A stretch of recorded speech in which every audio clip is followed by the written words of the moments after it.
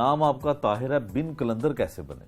ये जी मेरे वालिद साहब बेसिकली एक सूफ़ी दरवेश थे और मेरी सारी एग्जीबिशंस में वो मेरे साथ होते थे। उनका नाम है ग़ुलाम रसूल कलंदर और वो कलंदरी सिलसिला में बैत थे। हम बेसिकली हम मुरीद हैं, हम औलिया और सूफिया को मानने वाले हैं और उस लिहाज से उनका जो सिलसिला था वो कलंदरी सिलसिला था, तो उनका नाम था ग़ुलाम रसूल कलंदर। तो बहुत पहले की बात है, आज से वैसे ही पास्ट अवे इन 2013। मेरी कुछ एग्जीबिशन में मेरे साथ रहे, लेकिन उससे थोड़ा सा जब आप 2004-2005 में जब मेरा नेशनल कॉलेज ऑफ आर्ट्स में नया नया एडमिशन हुआ तो मैं पेंटिंग्स बनता था। तो वो अक्सर होता है कि जब बड़े होते हैं ना, हमारे जैसे वालिद हैं या मेरे बच्चे हैं, तो मेरा दिल करता है। तो मेरे वालिद साहब ने मुझे ये कहा कि यार ताहिर को पेंटिंग को मेरा नाम ही लिखा कर यार, मतलब मैं तो उस हम बेसिकली बाई कास्ट हम मुग़ल हैं और बाई प्रोफेशन हम फैमिली वाइज लोहार हैं। तो पहले अपने नाम के साथ मैं ताहिर महमूद मेरा पेपर नेम है, तो मैं वो लिखता था ताहिर महमूद बिन कलंदर फलां और मुग़ल लिखता था। करते करते फिर ताहिर महमूद बिन कलंदर आया। फिर वो वक्त के साथ साथ चलते चलते ना बिन कलंदर, कलंदर का बेटा, तो वो जैसे हम मोहम्मद बिन कासम इस तरह की और चीज़ों को लेते हैं तो वहाँ से एक ड्रिवन होता है आपका। तो फिर मैंने बिन कलंदर लिखना शुरू कर दिया, बल्कि ताहिर बिन कलंदर लिखना शुरू कर दिया। तो करते करते ताहिर भी एक साइड पे हो गया, मुग़ल भी एक साइड पे हो गया, महमूद भी हो गया, तो सिर्फ बिन कलंदर रह गया। तो मैं समझता हूँ कि यहाँ से मेरा नाम इस तरह चला और बल्कि मैं ये समझता हूँ कि अनकॉन्शियसली मेरी किस्मत में था कि किसी भी लिहाज से मेरा जितना काम है ये ऑटोमेटिकली मेरे वालिद साहब को डेडिकेट या मेरे पेरेंट्स को डेडिकेट हो जाता है जब नाम की बात आती है। तो अच्छा, आपने बताया कि फैमिली आपकी लोहार थी, लोहे का काम करते थे, फिर कैलीग्राफी और ये आर्ट बिल्कुल डिफरेंट है, कैसे आगाज हुआ? वो अक्सर कहते हैं कि जा रहा हूँ वहाँ जहाँ ले जा रहा है दिल मुझे। तो मैं ये समझता हूँ कि हमने ज़िंदगी अपनी, मेरी अपना एक सोच है कि जिस तरह हम दुनिया की सारी चीज़ें हम नेचुरल मांगते हैं, हम स्किन नेचुरल मांगते हैं, हम फ्रूट्स नेचुरल मांगते हैं, हम दुनिया के सारे तो मैं समझता हूँ कि हम अपने फ्यूचर जो होता है ना, कि हम क्या करना चाह रहे हैं, जैसे हम बच्चों का फ्यूचर अगली जनरेशन का है, उसको भी हम नेचुरल तरीके से लेके चलें। अक्सर आपको समझ आज के भी जो बात करते हैं जो सोशल लाइफ में, वो कहते हैं बच्चे का रुझान किस तरफ है। तो फैमिली के लिहाज से तो हम लोहार, और मैं उसी लिहाज से 97 में आई फिनिश्ड माय मैट्रिक। उसके बाद मैंने को 2 साल मैंने लोहे का एल्युमिनियम का काम किया। अच्छा, हाँ जी बिल्कुल। वो एक फैमिली समझ लें कि ऐसे ही है जैसे एक वो भी मेरे साथ चीज़ अटैच हुई, लेकिन वो फिर एक जर्नी चलते चलते चलते चलते फिर ऐसा होता है, it's a long journey, I can not summarise in few words. लेकिन ये है कि वो फिर मेरे उस्ताद थे मियाँ जावेद इकबाल साहब, मुझे मिले रॉयल पार्क में, तो उनके पास मैं डिज़ाइनिंग सीखने फिर चला गया। वो होता है ना बंदे को एक कीड़ा सा होता है, अच्छा यार उनमें मजदूरी करना पे हम ये वो सारा फलां फलां। तो फिर वहाँ से वो कैलीग्राफी करते थे, उन्होंने मुझे आर्ट की दुनिया में डाला अलहमरा में। तो फिर ये आर्ट उस तरह चलते चलते साथ चलता गया। मेरा एक बड़ा वाक़या है, बड़ा एक मज़े का है, वो जो आपको वक्त के बाद याद आता है। एक वर्कशॉप थी एल्युमिनियम की, आज भी मुझे याद है, बल्कि जब मैंने एल्युमिनियम का अपना काम शुरू किया ना, तो मैंने उस वक्त हमारे जो मुर्शद हैं जिनको हम बुजुर्ग हैं, उनका नाम सैयद अली हुसैनी है, तो मैंने अल हुसैनी एल्युमिनियम के नाम से मैंने शुरू किया। तो उसका लोगो भी मैंने उस वक्त डिज़ाइन किया जब मुझे पता भी नहीं था कि I will come in art. अच्छा, वो लोगो भी खुद डिज़ाइन किया। वो होता है ना आपकी चीज़ें एक अंदर वो एक लाशऊर में होती हैं। तो मैं वर्कशॉप थी एक, तो वो वर्कशॉप ने एल्युमिनियम की कंपनी का नाम था। वो एक दिन यूँ हुआ कि मेरे हाथ में ब्रश चीज़ें, वो मैं पूरी वर्कशॉप के अंदर ना मैंने वो एक NF एल्युमिनियम के नाम से था, वो सारी वो टंगों के साथ भर भुर दी। वो मालिक आए वो जो थे, इट वॉज वेरी नाइस। तो वो देख के हंसे, कहता है ये किसने किया? मैंने होता ना जैसे बच्चे अक्सर करते हैं, मैंने किया। तो वो हंसना शुरू हो गया। उस वक्त नहीं पता था I will come in this field, लेकिन कुछ साइंस होते हैं थोड़े से पहले, वो फिर ज़रूर ऐसा होगा कि यार ये चीज़ें साथ साथ चल रही थी लाशऊर में। तो बस जब जब इंसान चलता है तो फिर कुछ ना कुछ चीज़ें साथ अटैच। अच्छा, इस आर्ट में क्या कुछ अचीव किया? पाकिस्तान से बाहर भी आपकी एग्जीबिशन हुई, किधर किधर गए? सबसे पहली बात तो मैं ज़रूर कहता हूँ कि आपको जब तक, वो अक्सर कहते हैं क्रिकेटर्स या कोई मैच या कोई भी बंदा अपने होम ग्राउंड में जो मज़ा आता है ना, वो कभी बाहर इतना नहीं आता। यहाँ तो दुश्मन के मुल्क में आता है या होम ग्राउंड में आता है, ठीक है, जीत का। तो अल्हम्दुलिल्लाह मुझे पाकिस्तान में जो अब मेरे आर्ट में जो मुझे कदर मिली, एक लेगेसी जो होती है ना, मतलब कैलीग्राफी के अंदर, वो मैं अपनी बात नहीं कर रहा, मैं एक बिन कलंदर की बात कर रहा हूँ। वो फ्यूचर में वो ज़रूर आगे चलेगी कि एक रेवोल्यूशनरी जिसे कहते हैं एक स्टेप था, ये मुझे भी नहीं पता कैसे हुआ।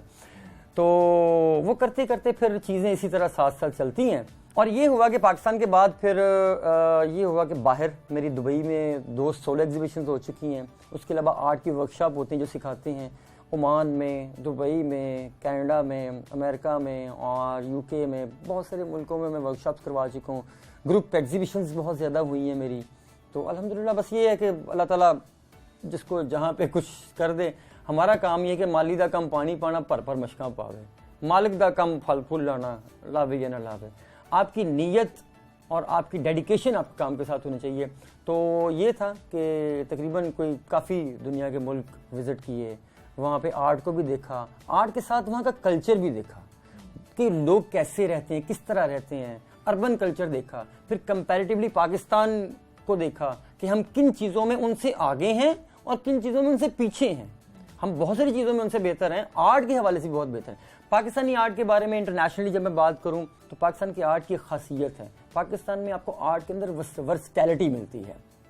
आप चाइना में चले जाएं, आपको चाइनीज़ ही टच कहीं भी नजर आएगा, हालांकि इतना एक मुल्क है, तरक्की याफ्ता मुल्क आज के दौर में, लेकिन आर्ट की जब बात करें, अमेरिका में चले जाएं वो कॉन्टेम्प्रेरी में ही काम करते हैं, यूके में चले जाएं, लेकिन पाकिस्तानी आर्ट की खासियत है कि यहाँ पे आपको एक ही जगह के ऊपर different types of art work मिलेंगे।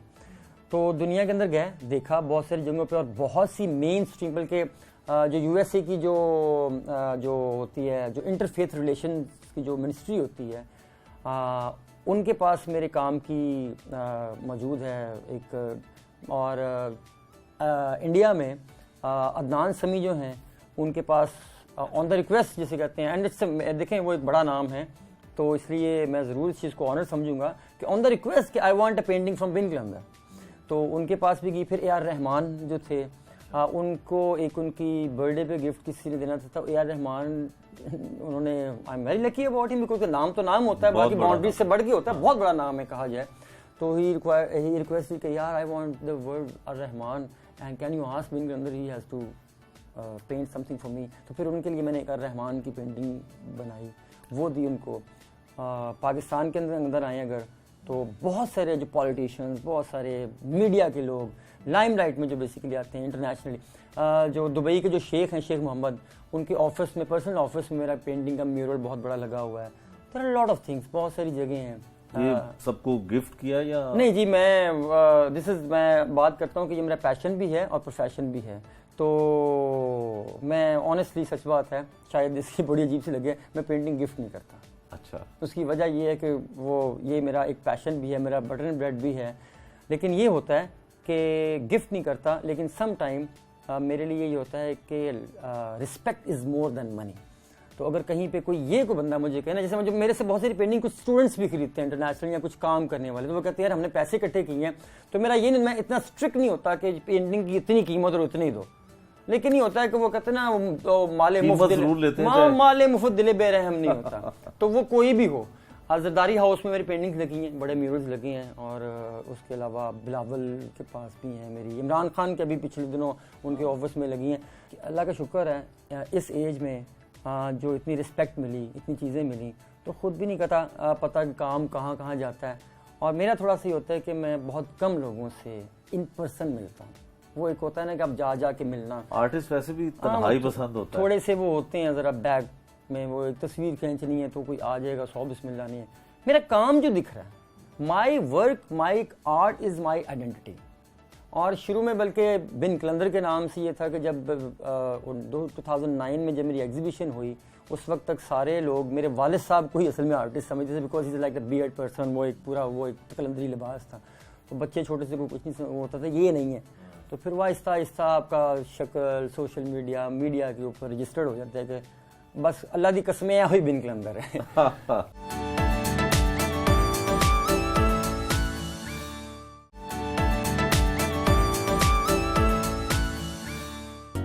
भाई साहब, पेंटिंग और कैलीग्राफी में क्या फ़र्क है? सबसे पहले जब आप हिस्ट्री को देखते हैं तो हम अक्सर देखते हैं केव आर्ट, जो केव आर्ट होता था, या अगर हम जब इजिप्शियन आर्ट के अंदर जाते हैं तो वहाँ पे जब किसी ने कोई मैसेज, स्क्रिप्ट नहीं था, जैसे एक संस्कृत स्क्रिप्ट होता है, एक अरेबिक स्क्रिप्ट होता है, अलिफ बे जीम का, कहानी कहा जाता है, एक स्टोरी उसमें। जी बिल्कुल। उसमें अगर किसी ने कोई चीज या कोई मैसेज नरेट करना होता था तो वो उस वक्त लिखाई नहीं थी, उस वक्त फिगर्स से। जब हम पुराने, अगर आप देखते हैं ना, एक जो इजिप्शियन आर्ट के अंदर वो जो एक फेरोज के वो जो सारी निकलती हैं, और जो केव आर्ट होता है, जैसे अजंता केव आर्ट था इंडिया के अंदर, या पाकिस्तान में अगर आप चले जाएं तो यहाँ पे कंधारा आर्ट जो है बेसिकली, उस वक्त लिखाई नहीं थी। उस वक्त ये होता था कि अगर कोई वाकया या कोई इस तरह होगा तो उसको पिक्टोरियल फॉर्म में वो बना देते थे सारे का सारा। ठीक है। अब वक्त के साथ आहिस्ता आहिस्ता फिर उसी पिक्टोरियल फॉर्म में, जैसे पहले अदाद नहीं थे, फिर 1 2 3 4, फिर 0 का वर्ड जो एक हिस्सा निकला, तो जब ये स्क्रिप्ट की शक्ल में आया तो हम देखते हैं कि अक्सर जो अल्फाज होते हैं, जो स्क्रिप्ट होता है, जैसे अलिफ बे जीम दाल, वो एक ह्यूमन बॉडी जो थी, या एक आपको जो उसका जो एक पिक्टोरियल फॉर्म थी, वहां से ड्रिवन है। मतलब अलिफ जो है बेसिकली वैसे जैसे ह्यूमन, जैसे हम अक्सर अब आप बचपन की किताबें देखते हैं, आज भी बच्चों को सिखाने के लिए वो एक इंसान खड़ा होता है, अलिफ, फिर उसके बाद बे। जैसे जीम है, अब जीम जो होता है उसकी जो अनाटमी है वो ऊंट की कोहान से ली गई है। तो जब वो पिक्टोरियल फॉर्म को जब स्क्रिप्ट की शक्ल दी गई, तो स्क्रिप्ट जो था वो अलिफ बे जीम दाल बे काफ डाल, वो एक पिक्टोरियल फॉर्म में नहीं थी। कोई भी आर्टिस्ट जो है वो कहानी किस तरह से सोचता है, क्योंकि फिर उसको एक तस्वीर की शक्ल में, एक आर्ट की शक्ल में उसको बनाना होता है, तो पहले कहानी कैसे सोची जाती है, क्योंकि बहुत सारी कहानियां आपको सोचनी पड़ती है। देखिए, मैं समझता हूँ कि आर्टिस्ट जो होता है ना, बल्कि आर्टिस्ट का मतलब सिर्फ पेंटर नहीं होता। अगर आप एक अल्फाज के साथ बोल रहे हैं, you are also an artist in your field. जैसे एक शायर होता है, मैं ये समझता हूँ कि जो भी, जैसे अगर हम अपनी फील्ड की बात करें पेंटिंग में, तो आर्टिस्ट के पास सिर्फ डेस्टिनेशन होती है कि मैंने यहाँ जाना है। आर्टिस्ट को एक टूरिस्ट की तरह होना चाहिए, या आर्टिस्ट को एक उस दरिया की तरह होना चाहिए जो पहाड़ों से निकलता है और मैदानी इलाकों में जाता है। कैसे कि एक टूरिस्ट जो होता है ना, उसको ये पता है कि मैंने इस जगह जाना है। अब वो कैसे जाता है, वो किस तरह जाता है, वो साथ साथ उसके साइंस को फॉलो करता जाता है। तो बीइंग एन आर्टिस्ट, जब मैं कोई भी आर्ट वर्क या कोई भी एक आर्टिस्ट बनाता है, तो उसके सामने एक रफ स्केच होता है कि मैंने इस टॉपिक पे मैंने कुछ करना है।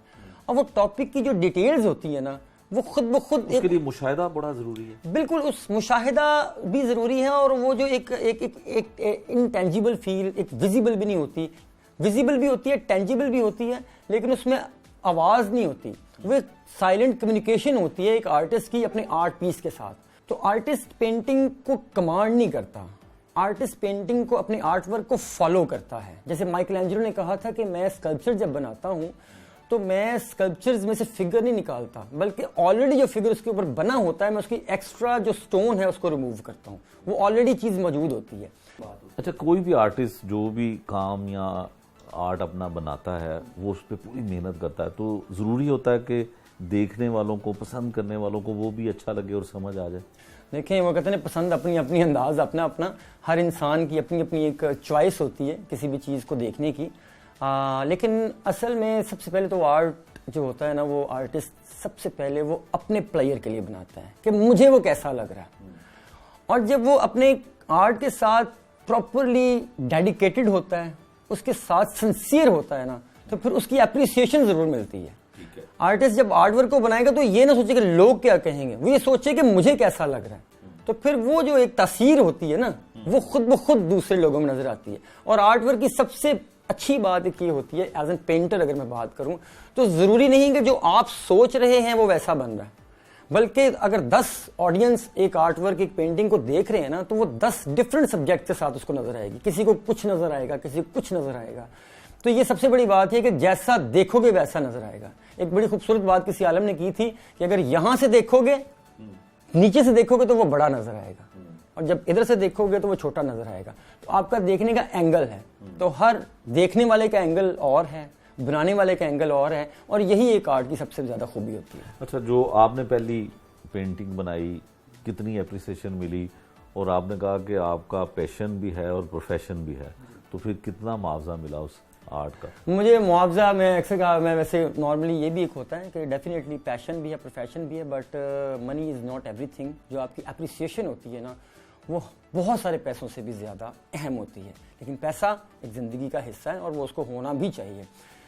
मुआवजे का तो मुझे नहीं पता, लेकिन मुझे आज भी याद है कि जब जब आज से 13 साल पहले मैं एक हमायल आर्ट गैलरी में एक पेंटिंग दे के आया, तो जब वहाँ से निकला रक्शे पे बैठा हुआ था, तो पीछे से गैलरी के ऑनर है जमीन साहब, उनका कॉल आई और मुझे कहते यार बिन कलंदर वो पेंटिंग के नीचे तुम्हारा सिग्नेचर नहीं हुआ, आगे सिग्नेचर कर दो यार। तो उस वक्त मुझे हुआ कि यार मेरी सिग्नेचर इतनी कीमती है। तो वो एक टाइम होता है, स्टार्ट होता है आपका। तो जब ये चीज़ें आपकी साथ साथ जनरेट होती हैं तो उसमें बड़ा मज़ा आता है। तो पैशन रहा, लेकिन I am the lucky person, अल्हम्दुलिल्लाह मेरे माँ बाप की दुआएं हैं, वो पैशन के साथ प्रोफेशन भी बन गया। क्योंकि खाली पैशन में मैं 10 पेंटिंग बना लूँगा, 20 बना लूँगा, अपने पास रख लूँगा, लेकिन जब वो प्रोफेशन बनता है ना, तो मेरे जहन में ये भी होता है कि इसने किसी जगह पे डिस्प्ले होना है, 1000 लोगों ने इसको देखना भी है, किसी को किस एंगल से देखेगा, कोई किस एंगल से देखेगा। तो वो सारी चीज़ें जब साथ चलती ना, फिर आप अपनी पूरी एनर्जी देते हैं इसको। अच्छा, खसूसियत क्या है कि किस तरह का आर्ट आप ज़्यादा बनाते हैं? सूफीज़म से भी आपका ताल्लुक है, एक रूहानी ताल्लुक भी आपका है, तो क्या ज़्यादा अपनी पेंटिंग में मैसेज क्या देते हैं? मैं एक चीज़ ये होती है कि मैं अक्सर क्या करता हूँ, मैं कहता हूँ कि मैं बिंग कैलीग्राफर अगर देखूँ तो मेरी जो इंस्पिरेशन है that is not only the calligraphy. अगर मैं कैलीग्राफर होने के नाते मैं सिर्फ कैलीग्राफी को नहीं देखता, मैं सईद अख्तर साहब की पेंटिंग्स को देता हूँ। पाकिस्तान के बड़े नाम, बहुत बड़ा नाम है आर्ट के अंदर, वो फिगरेटिव पेंटिंग बनाते हैं। असल में आपने एक फ्लो लेना होता है, मतलब अगर मैं उनकी पेंटिंग्स को देखूं, अगर पिक्टोरियल फॉर्म में आपको कभी दिखाऊं, तो जैसे उनको बालों का स्टाइल एक ह्यूमन फिगर का बनाते से यूं करके, ये तो वही चीज़ आप उसको स्क्रिप्ट की शक्ल में ले आते हैं। जैसे मैंने आगे बात की थी कि जीम बे वो किस तरह एक फिगरेटिव फॉर्म से निकली। फिर उसके बाद जब एक कथक डांस है जो बेसिकली उसको देखते हैं, तो कथक डांस के अंदर पूरा एक फ्लो होता है, यूं करके ऐसे। अब वो फ्लो में आप उस फिगर को नहीं देख रहे, वो अगर उसके हाथ में मार्कर पकड़ा दें तो वो जो ये चीज़ बन रही है ना, वो एक कोई ना कोई स्क्रिप्ट बना रही है उसको देखने में। तो वो जैसे होता है, इस तरह आप अपनी नेचर के अंदर देखते हैं, सूरज निकलता है, वो एक सर्कल होता है, नीचे पूरी की पूरी एक होराइजन होता है जिसमें दरख्त नजर आते हैं। अब उसकी जो कम्बिनेशन होता है ना उसके साथ, जब उसको आप अज्यूम करते हैं, उसको जब आप इंस्पिरेशन लेते हैं वहाँ से, उसको जब ऑब्जर्व करते हैं, तो वो आपके काम में ऑटोमेटिकली आता है। मेरी ग्रेजुएशन में नेचर पेंटिंग में थी, मैंने एज ए ग्राफिक डिज़ाइनर को 10 साल काम किया, और उसके अलावा मेरी और बहुत सारे शौक थे। जिस तरह डॉक्टर्स में ले लें, तो एक MBBS डॉक्टर तो हर बंदा ही होता है, मतलब एज एन MBBS आर्टिस्ट मेरा ये है कि मैं फिगर भी बना सकता हूँ और भी काम कर सकता हूँ, लेकिन स्पेशलिटी ये होती है, जैसे एक हार्ट स्पेशलिस्ट होता है, आई स्पेशलिस्ट होता है, that is now the time my speciality is the calligraphy. लेकिन that is not only the calligraphy, वो एक आर्ट पीस भी है। इसी वजह से जो आर्ट पीस है एज एन कैलीग्राफी, ये बहुत सारे लिबरल्स जो हम कहते हैं, जो बेसिकली बल्कि बहुत सारे लोगों ने हमें कहा कि हम कैलीग्राफी नहीं लगाते थे घर में, लेकिन वो कैलीग्राफी जो है, जैसे एक तसव्वुफ में बात करते हैं कवाली की, जब ये मैसेज देना शुरू हुए तो लोगों ने, मतलब जब यहाँ पे हज़रत निज़ामुद्दीन औलिया आए, तो जो यहाँ का कल्चर था उस म्यूजिक को लिया और अपना पैगाम लिया, तो वो ऑटोमेटिकली पहुंचा लोगों तक। जैसे उस्ताद नुसरत फ़तेह अली खान साहब थे, उसी चीज़ को मेरे काम के अंदर कैलीग्राफी के साथ वो एक आर्ट पीस भी लगता है। जैसे अमेरिका में जो एक है इंटरफेथ रिलेशन की मिनिस्ट्री है, उनके पास मेरा काम है, बहुत सारे नॉन मुस्लिम्स ने मेरा काम लिया, बहुत सारे। और बस ये होता है कि आपने अपने काम के साथ डेडिकेटेड हो। और my work is not only the calligraphy, but I am the lucky person कि मैं इस्लामिक खताती करता हूँ, ये मेरे लिए बहुत अच्छी बात है। लेकिन जितने भी आर्ट वर्क या आर्ट प्रैक्टिसेस होती हैं, वो आपके काम को, अपनी चीज़ों को, आपकी पर्सनैलिटी से उसका एक व्यू नजर आता है। सिखाते भी हैं लोगों को, स्टूडियो आपने बनाया हुआ है? मैं असल में टीचिंग नहीं करता, क्योंकि टीचिंग एक बड़ा एक काम है और बड़ा रुतबे का काम है, और इसके लिए आपको बहुत पैशन चाहिए होता है। हम थोड़े से ज़रा गर्म दिमाग के बंदे हैं, कोई दूसरी दफ़ा सवाल पूछे तो कहना पानी बस कर दे, एक दफ़ा दस देता है, ख़त्म। और वो एक लफ्ज़ इस्तेमाल होता है विंडो टॉकिंग, विंडो शॉपिंग तो होते ही ना। जैसे विंडो टॉकिंग की मिसाल ऐसी है, वो कहते हैं सारी रात हीरा जा सुने तो सवेरे पूछे हिरगुडी जी का बंदा सी। तो इसलिए हमें ना सवाल पूछने का ज़्यादा शौक होता है, इसलिए। लेकिन उसका मैंने हल ये निकाला है कि मैं आर्ट वर्कशॉप्स करवाता हूँ। पाकिस्तान के अंदर मैंने कुछ आर्ट वर्कशॉप्स करवाई, फिर उसके बाद बाहर की दुनिया में करवाई, अमेरिका में करवाई, कनाडा में, UK में, UAE में, दुबई में, फिर ओमान गया, वहाँ पे भी करवाई। और मैं अपनी जो भी आर्ट की वर्कशॉप्स करवाता हूँ, जिसके अंदर मैं टाइमली लोगों को 3, 4, 5 दिन हफ्ते की जो वर्कशॉप करवाता हूँ, you know the word workshop, what is about that, मैं उसके लिए कोई मुआवजा नहीं लेता। अच्छा, फ्री नहीं, मैं टीचिंग के लिहाज से मैं बिल्कुल फ्री होता हूँ। और मैं, मेरे कुछ शागिर्द हैं एक दो ही शागिर्द हैं, वरना आजकल शागिर्द भी बड़े तो उस्ताद भी बड़े हैं, ठीक है। तो इसलिए ये बड़ा एक रुतबा होता है, एक दो ही हैं, लेकिन लोगों को मैं गाइड ज़रूर करता हूँ। और मेरा जो सिखाने का जो चीज़ें हैं that is not my profession, उसके लिए मैं 1 रुपया भी नहीं लेता। बल्कि इवन अगर मुझे कोई स्पॉन्सर करे कि हमारी तरफ से टिकट भी ले हमारे पास नहीं, कहते मैं अपने पैसे पे जाऊँगा ठीक है, सिखा के वापस। तो कोई इदारा ऐसा है जो आपकी खिदमात लेता है, वहाँ पे आप जाते हैं? इदारा देखें, हम थोड़ा सा असल में हमारी एक जो एज ए यंगस्टर्स को मैं वैसे ये ज़रूर कहना चाहूँगा, हम थोड़ी सी ज़रा यंगस्टर्स की एज के पॉइंट थोड़ा सा आगे निकल गए हैं, कोई 40 तक निकल गए हैं। तो मैं एक चीज़ ज़रूर कहना चाहूँगा कि आप किसी के कंधे पे बंदूक रखें या किसी की तरफ देखें, बेहतर ये है कि आप खुद से कुछ बन के दिखा दें। कहते खुदा बंदे से खुद पूछे बता तेरी रज़ा क्या है। तो कोई इदारा आपको सपोर्ट करे ना करे, लेकिन इदारे को बनाने वाला ज़रूर सपोर्ट करता है अगर आप सिंसियर अपने काम के साथ। अच्छा ये बताएं कि इस तासुर एक ये है कि कैलीग्राफी और ये आपका जो आर्ट जो आप करते हैं ये बड़ा महंगे दामों में फ़रोख्त होता है, तो करने वाले भी अच्छे खाते पीते घराने से होते हैं लोग? ये शौक की बात होती है। मैं कहता हूँ कि पंजाबी के अंदर शौक का कोई मोल नहीं। बहुत सारे ऐसे लोग भी हैं कि जिन्होंने कहा कि हम अपने 2-2, 3-3 साल या 6-6 महीने हमने अपनी तनख्वाह में से पैसे बचा के हमने रखा है कि हम आपका आर्ट लेंगे। और बड़े बड़े बिलियनियर्स देखे हैं जो 300 रुपये वाली पेंटिंग घर में लगा देते हैं और बाकी टाइलें 6 लाख वाली लगा देंगे, ठीक है जी। तो इसलिए ये एक ज़ौक़ की बात होती है, ये पैसे से नहीं चीज़ ली जाती, ये शौक़ और ज़ौक़ से ली जाती है। बिकती तो महंगी है। देखें, अगर मैं कहूँ तो हर किस्म की रेंज है। अगर मैं आपको सईद अख्तर साहब की अगर मैं बात करूँ, एक लेजेंडरी आर्टिस्ट, या अगर मैं गुलजी साहब की पेंटिंग की बात करूँ, तो जो पेंटिंग जिस साइज़ की मेरी पेंटिंग 3 लाख में बिकती है, उनकी पेंटिंग 40 लाख में बिकती है। और वही पेंटिंग कोई और भी आर्टिस्ट को 30,000 में बिकती है। तो मैं समझता हूँ कि जहाँ मैं हूँ आई एम कॉन्फिडेंट, अल्लाह का शुक्र है, सेल्फ मेड बंदा हूँ, इसलिए मेरे लिए इतने पैसे काफ़ी हैं जितने मिलते हैं। लेकिन ये होता है कि पैसे से ज़्यादा आपको खुशी तब होती है जब आपका काम की अप्रिसिएशन आपको मिलती है। जो आप कहते हैं कि प्रोफेशन को पैशन को प्रोफेशन बनाना चाहिए, उसके लिए क्या करना चाहिए किसी भी आर्टिस्ट को? देखें, मैं एक लफ्ज़ इस्तेमाल करता हूँ, एक लफ्ज़ होता है कमर्शियल और एक होता है प्रोफेशनल। कमर्शियल कौन होता है, प्रोफेशनल कौन होता है? कमर्शियल वो होता है जिसने सिर्फ काम बना के बेचना होता है। कमर्शियल वो होता है जिसने सिर्फ धड़ाधड़ गाने होते हैं और उसको चलाना होता है।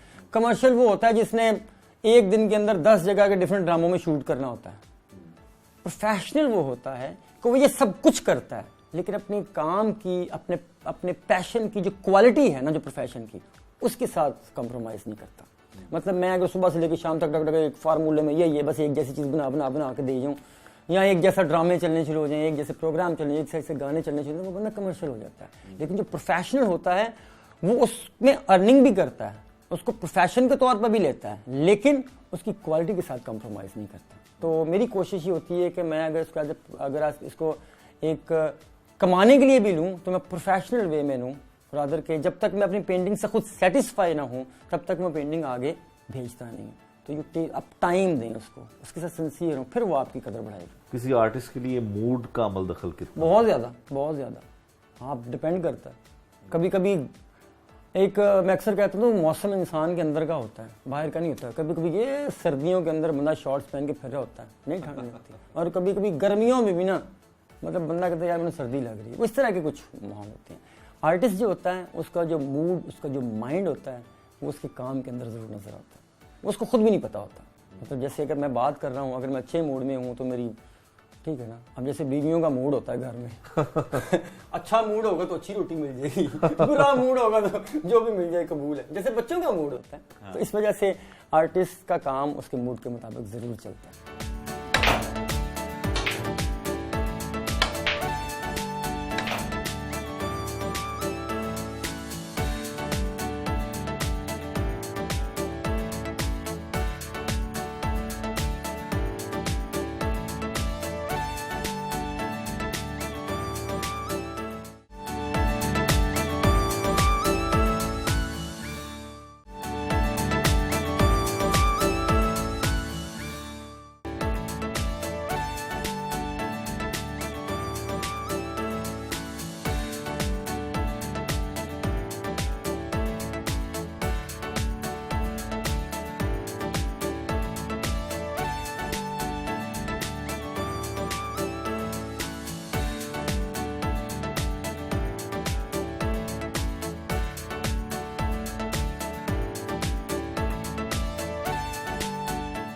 ये जी इसका साइज़ है 4 feet by 12 feet, 4 foot by 12 feet, ये वर्टिकल में है। तो बस ये भी देखते हैं, तो मेरा एक यहाँ इन पेंटिंग्स को मैं खुद भी देखता हूँ तो मुझे मेरा दिल करता है I want to fly in skies.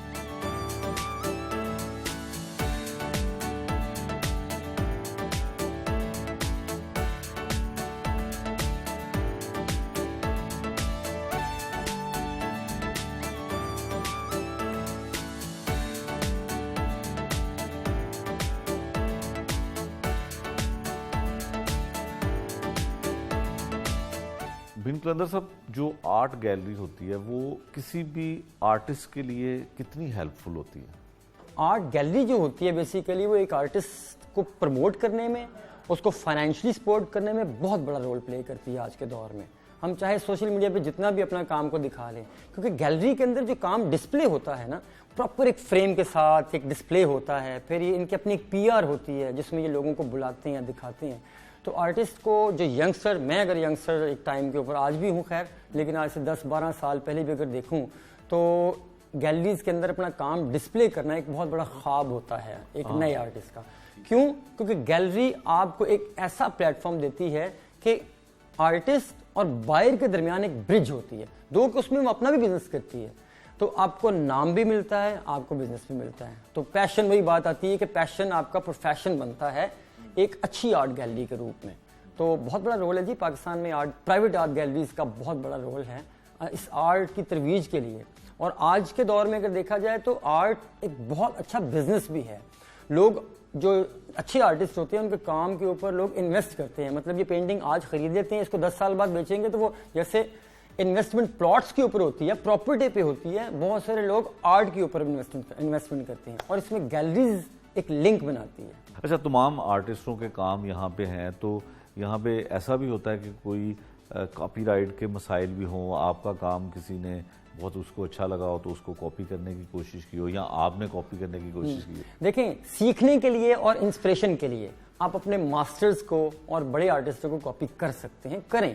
हम अपने स्टूडेंट लाइफ में साद कैन को कॉपी करते थे, गुलजी का काम कॉपी करते थे, किस लिए? सीखने के पॉइंट ऑफ व्यू से। लेकिन थोड़ा सा पाकिस्तान के अंदर ये आपको पता है कि अब आप एक मीडिया से रिलेट हैं या एक म्यूजिक एक इंडस्ट्री है, इस तरह पेंटिंग्स के अंदर भी कुछ इस तरह का यहाँ पे प्रॉब्लम हो चुकी है। यहाँ पे कॉपीराइट्स का कुछ बड़ा मसला है। अच्छा। कुछ लोग होते हैं, even I don't like to mention the names, कुछ एक दो गैलरीज भी ऐसी हैं कि वो काली भेड़ें हर जगह मौजूद होती हैं, तो वो आपके काम को कॉपी करवा के फिर बल्कि फेक बनवा के और फिर आगे बायर्स को बेचती हैं। अच्छा जी, मैंने इसके लिए थोड़ा सा ये किया है, इसलिए नहीं, अब तो काम करने का अल्लाह का शुक्र है टाइम ही नहीं मिलता, इतना काम होता है, लेकिन एक लेगेसी, एक रूल सेट करने के लिए मैंने प्रॉपर अपने कॉपीराइट्स का, मेरे पास मैंने सर्टिफिकेशन ली, फिर उसके बाद जो सारी चीज़ें होती हैं ट्रेडमार्क की ली। तो बल्कि पिछले दिनों एक मेरा केस भी चला उसमें कोर्ट के अंदर, कि होता यह है कि ये मेरी पेंटिंग है, इसको सेम लेके प्रिंट निकाल के उसको डिट्टो कॉपी कर दी और उसके बाद फिर वो एक आर्टिस्ट का काम खराब होता है। बात ये नहीं कि आपके पैसे कम आते, रिज़्क तो अल्लाह ने देना है, लेकिन एक असूल होता है, एक पायरेसी होती है जो पाकिस्तान में थोड़ी सी प्रॉब्लम अभी चल रही है, लेकिन इंशाल्लाह टाइम के साथ साथ ये भी बेहतर होगी। और मेरा ख्याल है कि कॉपी करने में जितनी मेहनत करता है एक बंदा, वो अगर अपने स्टाइल इन्वेंटमेंट करने में मेहनत करे तो अल्लाह ताला उसको ज़रूर उसके दिमाग में नए से नए आइडियाज़ डाले। रमज़ान साहब, बिन कलंदर साहब का काम आपकी आर्ट गैलरी में आता है तो कैसा रिस्पांस होता है लोगों का, और आप किस तरह से देखते हैं इनके काम को? बिन कलंदर साहब का माशाल्लाह बड़ा ज़बरदस्त काम है जी, और बड़ा कलरफुल। और मैंने तो इनका थीसिस भी देखा, थीसिस बिल्कुल डिफरेंट था। जब उसके बाद ये काम इनका देखा, और वो जो रवायती कैलीग्राफी थी ना, उसको उन्होंने चेंज किया कि एब्स्ट्रैक्ट भी है, कलर्स भी हैं, कॉम्पोजिशन भी है, और फिर ऑब्वियसली एक अल्लाह का नाम भी लिखते हैं कैलीग्राफी में, जो भी कुरान के आयात लिखते हैं। तो उस हवाले से इनको बहुत लोगों ने अप्रिशिएट भी किया, बहुत अच्छा रिस्पांस रहा। लोकली इंटरनेशनली हमने इनके एग्जीबिशंस भी किए, हमने साथ इकट्ठे भी ट्रैवल किया, और मज़े का काम है, मुझे तो बहुत पसंद है इनका काम। अच्छा, किसी आर्टिस्ट का काम जो है वो वेट कैसे करती है आर्ट गैलरी, कैसे आप? सर बहुत ईजी है बहुत ईजी है। शायद हमें इतना नहीं पता, लेकिन ऑडियंस ही हमें इतना कुछ सिखा देती है। तो आप बताएं, जो आर्ट गैलरी वाले होते हैं वो कितना सपोर्ट कर पाते हैं किसी भी आर्टिस्ट को जब वो नया आता है? मैं तो अक्सर बात करता हूँ कि हमारे नज़दीक इंसान जितना मर्जी एक इंडिविजुअली जितना मर्जी एक, क्योंकि आजकल सोशल मीडिया का दौर है और ये तो बेसिकली मैं हर जगह एक मैसेज देता हूँ, तो बंदा ये समझता है कि शायद मैं अपने सोशल मीडिया के ऊपर कोई चीज़ लगा लूँगा तो मैं बहुत फेमस हो जाऊँगा। फाइनेंशियल पॉइंट ऑफ व्यू से तो डेफिनेटली आर्ट गैलरीज जो होती हैं मोस्टली नो मोर देन 95% उन्होंने एक आम असूदा किस्म के आर्टिस्ट को एक अच्छा लेविश और स्टैंडर्ड लाइफ दी है। किस पॉइंट ऑफ व्यू से? एक सेल के पॉइंट ऑफ व्यू से। तो गैलरी और बायर, जो गैलरी होती है वो आर्टिस्ट और बायर के दरमियान एक ब्रिज का काम करती है एंड डेफिनेटली उनका अपना भी एक बिजनेस कंसर्न्स होते हैं सारे के सारे, लेकिन एक काम को लाना, उसको डिस्प्ले करना, उसको एग्जीक्यूट करना, उसको फ्रेम करके लाइट्स में लगाना, लोगों को बुलाना, एक प्रॉपर की एक एफर्ट होती है और एक प्रमोशन होती है जो बेसिकली। तो मैं समझता हूँ कि कोई भी आर्टिस्ट, जो यंगस्टर्स भी आ रहे हैं जो ये समझते हैं कि शायद हम फेसबुक के ऊपर पेज बना के अपने सारे काम कर लेंगे, ऐसा नहीं होता। फेसबुक का पेज भी तब फॉलो किया जाता है जब किसी गैलरी का लिंक दिया जाता है जी कि ये बंदा यहाँ पे डिस्प्ले काम पहले करे, फिर आपकी अपनी वर्थ बनती है। तो बहुत बड़ा रोल है पाकिस्तान में, बल्कि मैं तो अक्सर कहता हूँ कि गैलरीज जो होती हैं उन्होंने तो पाकिस्तान में अगर देखा जाए तो फाइनेंशियल पॉइंट ऑफ व्यू से भी बड़ा सपोर्ट किया है इस चीज़ को। रमजान साहब, आर्ट गैलरी डिस्ट्रीब्यूशन का काम करती है तो फाइनेंशियली दोनों में से किसको ज़्यादा फायदा होता है? देखिए जी, ये तो काम के साथ साथ प्रमोशन भी जिस तरह पहले बात की है, ऑब्वियसली अगर हमें अगर फ़ायदा नहीं होगा तो हम इतना बड़ा सेटअप नहीं रन कर सकते। हम एक टाइम पे एक आर्टिस्ट के साथ नहीं काम कर रहे होते, काफ़ी आर्टिस्टों के साथ काम कर रहे होते। हम 30% 35% ये चार्ज करते हैं, ऑब्वियसली उसी के अंदर ही सारे मामला देखने होते हैं। लेकिन सबसे जो ज़रूरी बात है वो ये है कि आप आर्टिस्ट के साथ आपकी डीलिंग कैसी है, आप उसको जो पेमेंट है वो टाइम पे दे रहे हैं नहीं दे रहे हैं, उसके काम की सही प्रमोशन आप करें नहीं करें, उसको डिस्प्ले सही करें नहीं करें, और जो भी आपका जब इवन अगर एग्जीबिशन होती है तो उसके अंदर आपके क्या मामला होते हैं, किस तरह का रोल होता है, क्या आप गैलरी किस तरह की चीज़ें करती है।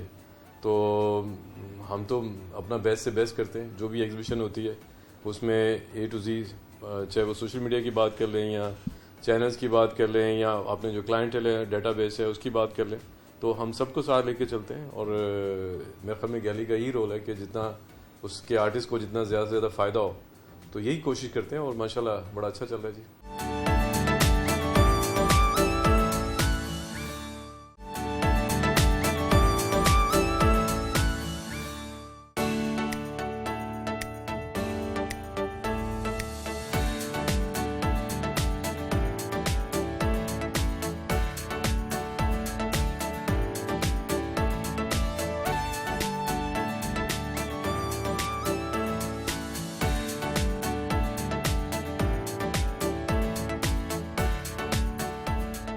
ये मेरे दोस्त हैं शाहिद सदीक साहब, और इनके साथ मेरी बड़ी पुरानी दोस्ती है। बल्कि मैं अगर कहूँ तो जब मैं आर्ट की दुनिया में अभी एंटर हुआ था, मैंने अलहमरा की बात की थी 99 में, तो तब इनके साथ अलहमरा में ही ड्राइंग की क्लासेस में इनसे मुलाकात हुई थी और उसके बाद फिर ये दोस्ती चलती गई।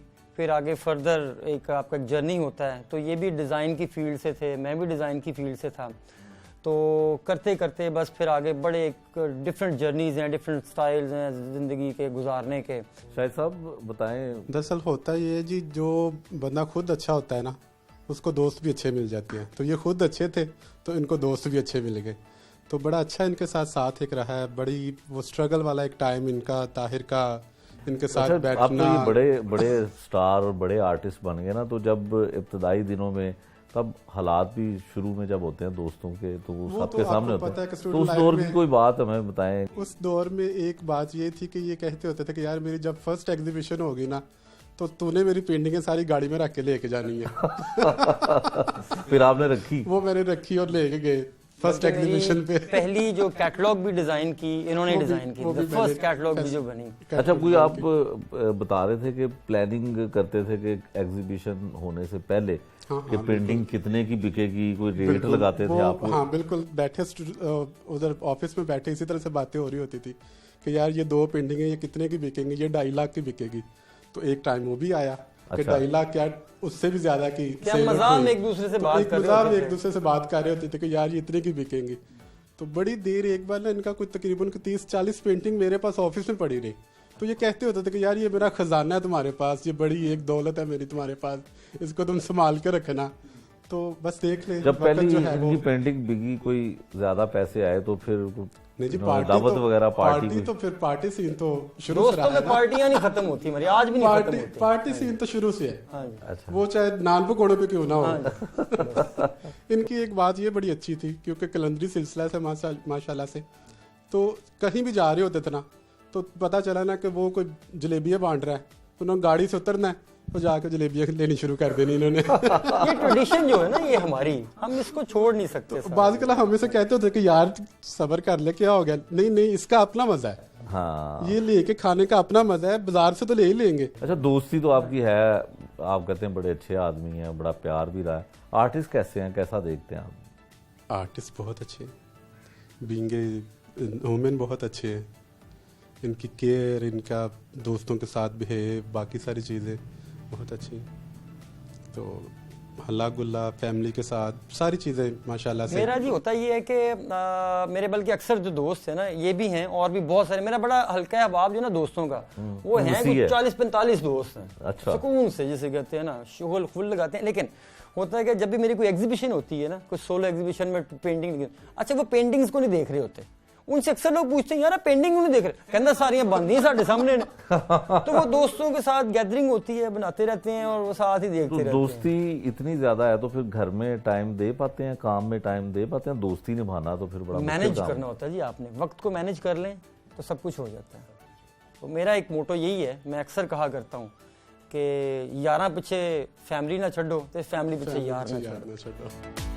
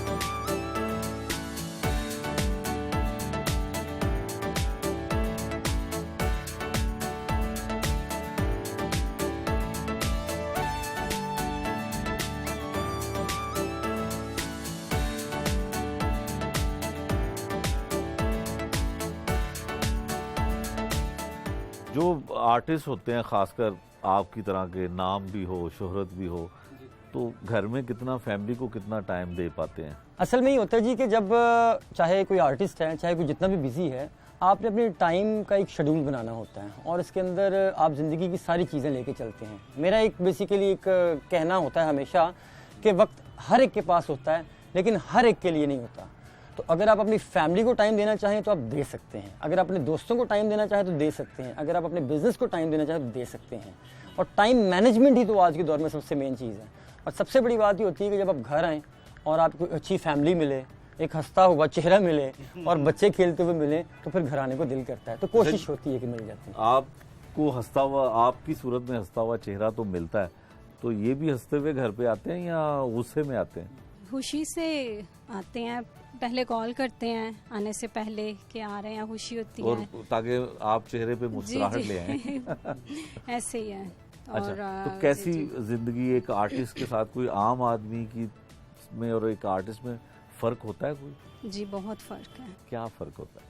जैसे एक घरेलू जैसे लाइफ होती है, इस तरह इससे जैसे एक डिफरेंट लाइफ है। जैसे इनके साथ एग्जीबिशंस पर जाना, पार्टीज़ अटेंड करना, कभी इनकी पार्टीज़ चल रही हैं, एग्जीबिशंस हैं आउट ऑफ कंट्रीज़, जैसे इनके साथ जाते हैं। अब ये एक डिफरेंट लाइफ है। जैसे अब सब घर देखने आ रहे हैं जी, रूफ गार्डन फर्स्ट टाइम सब देख रहे हैं। अच्छा। तो काफ़ी बहुत डिफरेंट लाइफ है मेरी जी। तो फादर कैसे हैं? एक आर्टिस्ट जो है वो एक कलम के साथ इतनी खूबसूरत दुनिया बनाते हैं अपने काम से। जी जी। तो फादर कैसे हैं? बच्चों के लिए केयरिंग है? बच्चों के लिए बहुत केयरिंग है जी। मैं इनसे अक्सर कहती हूँ कि ऐसे फादर मैंने पहले कभी नहीं देखे। माशाल्लाह बेटी के साथ बहुत प्यार है कि मैं डांट देती हूँ बच्चों को अक्सर, लेकिन ये बहुत केयरिंग है माशाल्लाह, बहुत बेटे के साथ बहुत प्यार करते हैं। अक्सर बाप होते हैं बेटियों से ज़्यादा प्यार करते हैं, लेकिन ये बेटे के साथ भी बहुत लाड करते हैं। मैं कहती हूँ आपने इनको बिगाड़ देना है। तो माशाल्लाह बहुत मैं कहता हूँ जी केयरिंग है। बात ये कि यही लाइफ है, यही चीज़ें हैं, छोटे बच्चे हैं वो भी इंजॉय करें। मैं अक्सर कहा करता हूँ कि बच्चों के लिए नहीं, बच्चों के साथ ज़िंदगी गुजारें, ताकि मैं आज इनके साथ ज़िंदगी गुजारूंगा इनके साथ, तो कल को ये अपने बच्चों के साथ गुजारेंगे, तो एक लेगेसी चलती है। तो घर में कोई बताते हैं आपको कि आज घर आ रहे हूँ तो ये बना लो, कोई फरमाइशें खाने की करते हैं? कम ही होता है आर्टिस्ट ऐसा। बंदे हैं, आप क्या पूछ रहे हैं, आर्टिस्ट बंदे को तो वैसे ही भूख बड़ी पसंद होती है। लेकिन ये है जी कि इनके बारे में एक सबसे अहम चीज़ ये है कि ये प्रोफेशनल शेफ़ हैं, इन्होंने शेफ़ का कोर्स किया है। अच्छा। और खाना जब भी बनाती हैं, वैसे तो मुझसे पूछती हैं, मैं कहता हूँ अभी नहीं खाना, लेकिन जब भी पूछती हैं, लेकिन बड़े मज़े मज़े के पकवान बनाती हैं। मुझे नहीं पता डिशेस के नाम, मुझे याद नहीं होते, लेकिन ये है कि मुझे शादी से पहले ही पता चल गया था कि ये खाने बड़े अच्छे बनाती हैं। तो शादी के बाद भी फिर एक्सपीरियंस ऐसा ही रहा जी जो सुना बिल्कुल था? बिल्कुल वही चलता है सारा। आप घर में, बल्कि इनको मैंने एक बहुत ज़रा बड़ा सा किचन बना के दिया है। अच्छा। इनका शौक था कि घर माशाल्लाह हमारा एक फैमिली हाउस है ये, मेरे वालिद साहब को यहाँ पे रहते हुए मैं यहाँ पे बड़ा हुआ इस घर के अंदर, जहाँ पे इस गार्डन में बैठे हुए हैं। तो इसके अंदर ये था कि पहले छोटा सा एक रूम, चीज़ें बनाई, सारा कुछ किया, अभी इनको बहुत बड़ा एक किचन बना के दिया है। उसमें ये था कि इनको खाने पकाने का बहुत शौक है, खाने का नहीं है पकाने का शौक इनको है। अच्छा, किचन तो आपने बना दिया, कभी इनकी तस्वीर बनाई है आपने? इनकी तस्वीर जो है ना वो दिल में मौजूद है, वही काफ़ी है। तस्वीरें बना के क्या करना होता है, लेकिन ये है कि ये साथ हैं तो बस सब कुछ साथ ही है।